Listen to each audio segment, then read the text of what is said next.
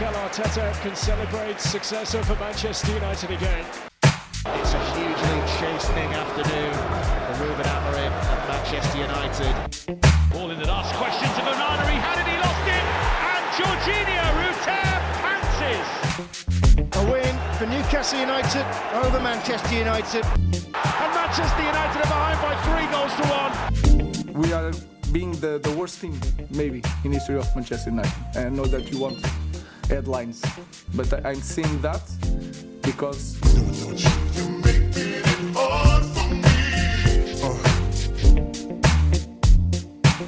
Man United are back.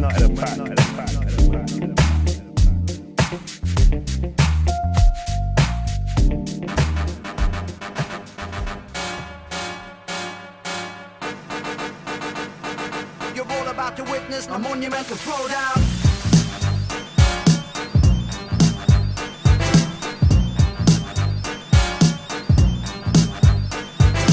Hello everyone and welcome to episode 84 of FPL Bros.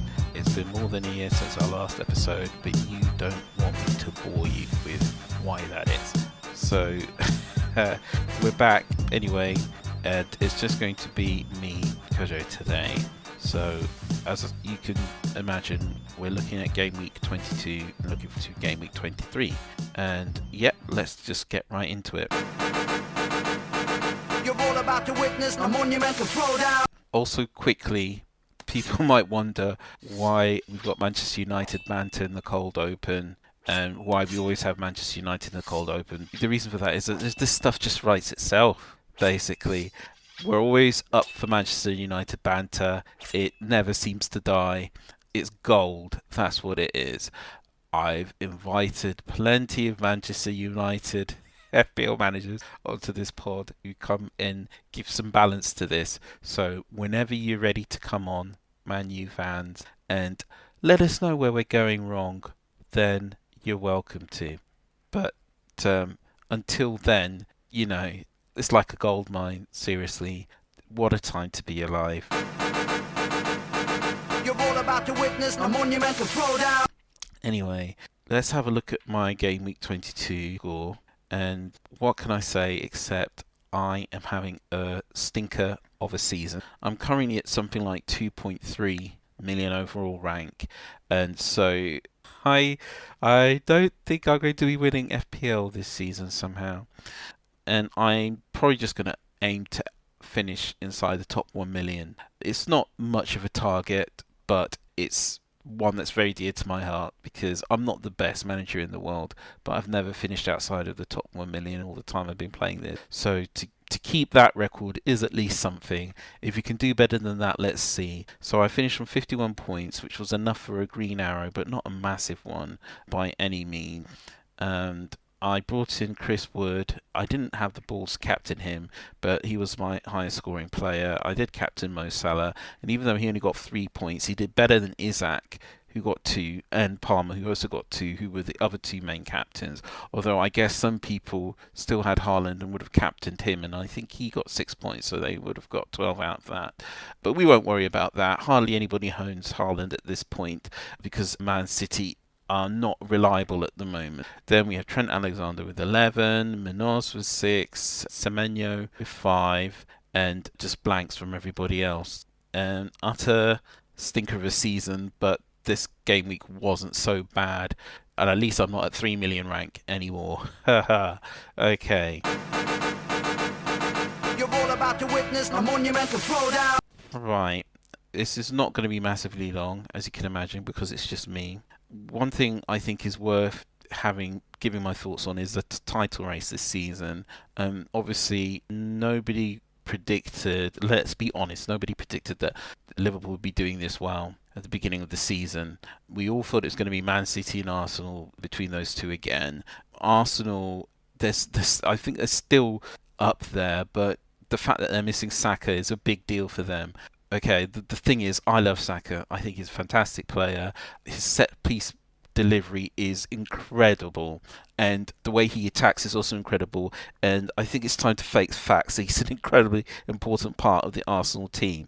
And I know people go on about how they're really good defensively and all the rest of it, and so on. But you've got to have your best players pretty much most of the season if you're going to win the title, or at least give it a serious tilt. So the sooner Arsenal get Saka back, the better. I could bore you with all the talk about how they need like a 20-goal striker as well, but we've heard that 1,000 times before. And so for me, I think the fact that Saka's missing is a problem. The fact that Saliba is missing now, again, is also a problem. We've seen it before. So we'll see how they get through the next couple of weeks without those two. With Manchester City, I think they've also suffered from injuries. Some people are not going to have any sympathy with them whatsoever, which I completely understand. But I think their problem has obviously been the defence. There have been a couple of games where they should have scored and they really didn't, like when Spurs came up there and spanked them 4-0. But they have made some new signings. Kusanov and Reyes as defenders, but whether they're going to plug that hole is another in question entirely. So let's face it, Liverpool have been lucky for a new manager to come in, and even though he has a different style to Klopp, it seems to be working. Is that just down to the players he was left with? Are they very adaptable and hard-working? Who knows? Even with the injuries they keep happening, especially up top with the likes of Jota, it doesn't seem to be making a heck of a lot of a difference. But I do think it'll be closer. It will be, well, I say close, I mean, I think it's going to be quite close. It's not, they're not going to run away with it like they did last time in 2020. You're all about to witness a monumental throwdown. The assistant manager chip, what can I say? I don't like it. I don't like it at all. The main reason that this game is so popular is because it's really, really simple. You get points for goals, you get points for assists, you get points for clean sheets, you get bonus points for how well you play generally, and that's pretty much it. But now you're asking people to sit there and think about whether their team is going to win or draw, and whether they're going to be playing somebody 5 points ahead. You have to ask them to plan a bit more in terms of how many players they're going to have from each team, because the assistant manager is going to use up one of their player spots. And also, on top of all of that, you have to take money out of your budget to use the chip as well. That's the thing about all the other chips, don't require you to have money in your budget to use, the extra money left over after you've picked your squad. But this chip does, you know. And for us to find out about it so late in the season, when we could have planned about how to use it if we'd known for it at the beginning, it's just... I don't know why they waited so long. Many people suspect it's because they didn't know what the chip was going to be before they announced it. And I'm not so sure I agree with that, because the game has certain settings and stuff which have to be calibrated, I would have thought, and they would have to sort that out at the beginning of the season. Like the fact that we all get 5 transfers, we can build up 5 free transfers now instead of just the 2. We had that from the start of the season. I don't know, maybe this is something that they just came up for the more engaged managers, because they know that they like to plan in the second half of the season when we start getting double game weeks because of the cups and so on and so forth. But at the end of the day, who cares about engaged managers? There's 11 million teams in the game. It's quite possible that one person has got more than one team, but even then, you know, what are you going to have? Maybe 10.5 million, 10.75 million players. How many of them are engaged, really? Maybe 1 million? Who knows? That's not important. At the end of the day, the game is a promotional tool for the Premier League. It's supposed to promote engagement. It's supposed to promote excitement. You're supposed to like the idea of owning your favourite player and seeing them score. Me personally, I think the engagement element is important, because we all have to sit there and work out what managers are saying, what tactics they're going to use, who's going to be injured, who's going to be playing. It forces you to consume Premier League content and to do well at the game. You're all about to witness a monumental throwdown. So, what would I have liked to have seen? I don't know. If you've ever played the European Championships fantasy, they had chips such as 12th man, where you could pick an extra squad player from any other team for any value at all for one particular week and add that score to your overall team score. And if you've got one particular player but you only want them for that week, you can add them onto your score. I thought that was a great chip. Then you've got the chips which I think came from Elite Syrian, which is the Norwegian version of FPL. I think the people who actually designed the Elite Syrian FPL are the ones who are behind the Premier League one. And in that, I think they have a chip called Rich Uncle, where you have an unlimited budget, I think, if I understand it correctly. They've also got a chip called Park the Bus, where I think all your defenders and your goalkeeper score double points in one particular week. You know, they're just interesting, but they don't have to be complicated. You know, they don't have to be absolutely magic, out there, mind-twisting, on a tangent concepts just to be interesting. They really don't. I mean, we've had some bad chips in the past. I remember people complaining about all-out attack before, mainly because it didn't seem to make much of a difference. I suppose you couldn't really plan to use it properly. Fine, they got rid of that one. Then we got, I think it was more or less replaced by the free hit chip, which I thought made lots of sense, because sometimes, because of cups and things, you would not be able to play your usual team, but you wouldn't want to lose them forever. If it was up to me to design a whole new chip, gosh, well, my idea would be, you know, I'd call it the best man wins chip, or I know it's not a particularly good name, but it's just one I can think of now. Basically, for 1 week only, your highest scoring player is your captain. And you might want to pick that on a week where all your usual captain choices don't have particularly good games, and you don't want to run the risk of captaining somebody for a 1-pointer or a 2-pointer. So yeah, something like that. If you're listening, that's my idea, and come contact me, FPL, if you're interested in picking that up, because I predict a lot of people are going to want to see the back of this Assistant Manager chip. So you heard it here first, the best man wins chip. One last thing I think is probably worth saying, well, two last things I think is worth saying. Assistant Manager chip, it's not really a manager though. You're backing the team rather than a manager, because obviously if the manager happens to change halfway through you using the chip, it's still that team. So that's another thing. And when will you use it? I don't know. A lot of people are thinking about using it in Gameweek 24, where both Liverpool and Everton have doubles.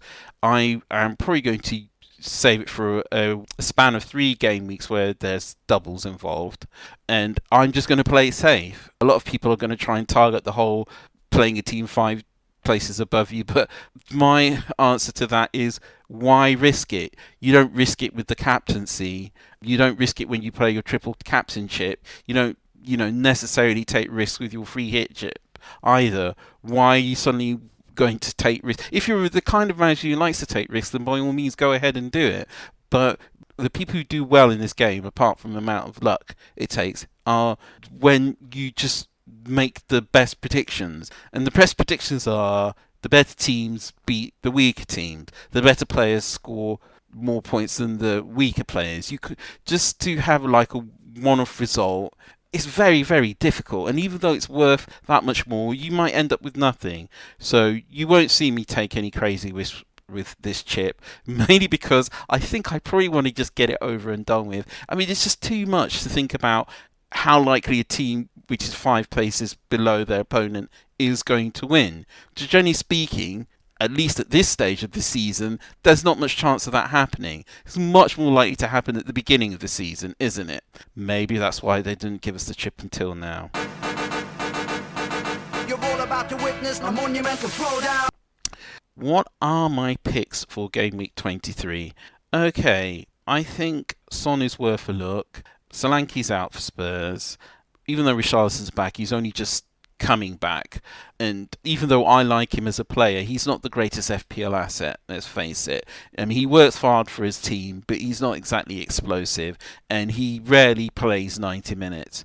So Son is likely he's going to be the number 9, although I'm pretty certain Brennan Johnson can play there as well. I don't think Ange is all that keen on that. We know he's on penalties, and we know he's usually a 90-minute man, and we know he's a great finisher as well. And Spurs fixtures are pretty decent. Oh, but they've got Man City next. Really? I know. But let's face it, Man City can't defend. Man City are a great team, but they're not reliable defensively at the moment. So even if Spurs were to lose that game, they're going to score 2 or 3 goals, let's face it. Well, maybe not 3 goals, but I should say 1 or 2 goals. Anthony Gordon's on another good pick. The fixtures for Newcastle United are pretty decent. He seems to have his place in the team locked down. Harvey Barnes is injured, so there's no threat from him there. As much as people seem to like Jacob Murphy, as far as I'm concerned, Jacob Murphy is overperforming. If they've watched Jacob Murphy as a player for a long time in the Premier League, he isn't really all that good. And so what's happening now is not something I think is sustainable. I don't think he's a reliable asset. This has absolutely nothing to do with the fact that I've owned him in the past. He's got me no points. It's just cold, hard facts. And Mateta, people are awfully excited about him as well. I can see why people would also want to bring him in, even though he currently costs 7.4, although it wouldn't surprise me if his price went up by the deadline to 7.5. You know, with all the strikers we've got at the moment, he's definitely near the top of the list to bring in, and Crystal Palace do have good fixtures. Me personally, I don't think Crystal Palace are all that good. A lot of people, I think, are still remembering how they finished last season, which was amazing. But also, they had Eze, they had Mateta, they had Elisa, and they were all flying. Obviously, Elisa's gone. The manager's trying to integrate Nketiah into the team. I always thought Nketiah was going to be the number 9, but the manager wants to have Mateta as number 9 and Nketiah playing off him. But by and large, me personally, I don't think Crystal Palace are actually that good a team, and the end of the last season was them overperforming. There's that word again. Yeah, we're now seeing the real Crystal Palace. They're generally decent, but I don't think you're going to get mega hauls. Having said that, Mateta's probably going to make me look like an idiot. He's also on penalties, so that's why I'm recommending him. I'm saying all of this. I've got Minos in my team. I've also got Sarr in my team. So why am I down on Crystal Palace? I mean, they're safe, but I don't think they're going to be blowing teams away. And they're the kind of team where they win a game 1-0, and maybe it's Wharton who gets the goal, or Hughes or Schlupp or something. Do you know what I mean? To witness a monumental throwdown. So that's the end of the episode. Thank you for listening, for downloading. Rate 5 stars on your podcast. Don't forget to hit like and subscribe if you're listening on YouTube. We are now also on Blue Sky. So as well as Twitter, FPL_Bros, it's also Blue Sky, FPL_Bros. All that's left for me to say is good luck this game week. Hope you all get green arrows. Again, thank you so much for listening, and we will be back soon. And I promise it won't take another 13 or 14 months. Bye bye.